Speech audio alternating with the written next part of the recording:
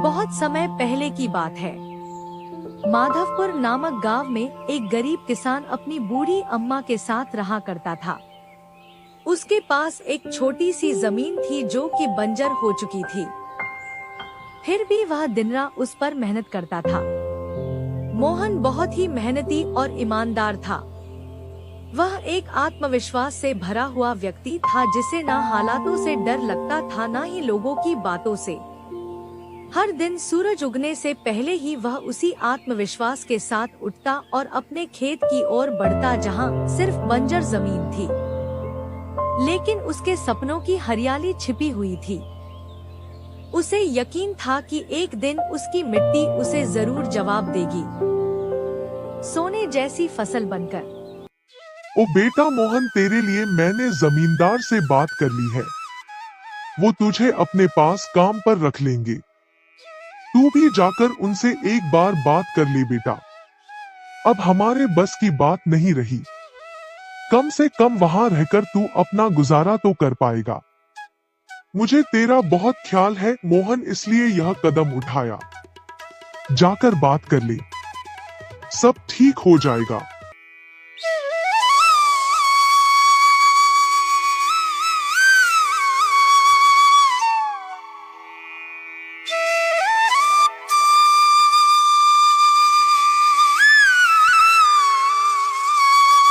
अम्मा, तुमने क्यों बात की वहाँ? मैं नहीं जाऊंगा। हमारा खुद का खेत है तो मैं दूसरों के पास क्यों काम करने जाऊं?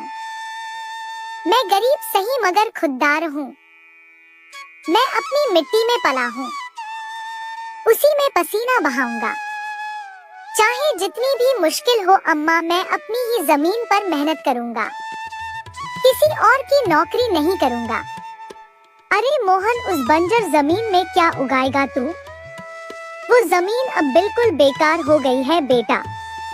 ना उसमें नमी बची है ना जान। तू अपनी जिंदगी यूं ही जाया कर देगा। उस जमीन को संवारते संवारते मैं जानती हूँ तेरा हौसला बड़ा है, पर बेटा हौसले से पेट नहीं भरता। तू मेरी बात मान ले। वो जमींदार कम से कम तुझे रोज की रोटी तो देगा। अपनी जिद छोड़ दे बेटा। तू थक जाएगा पर वो जमीन कुछ नहीं देगी तुझे। अरे अम्मा, तुम बेकार में ही इतनी परेशान हो रही हो। देखना, एक दिन मैं उसी जमीन से सोना निकालूंगा। यह जमीन ही हमारी सबसे बड़ी ताकत बनेगी। मोहन खेत में काम कर ही रहा था कि तभी वहाँ पर एक आदमी आकर बोला, अरे मोहन भैया, आपको भी मानना पड़ेगा। आप फिर से इस बंजर जमीन पर मेहनत कर रहे हैं। अरे मंगेश भैया, अब क्या करें?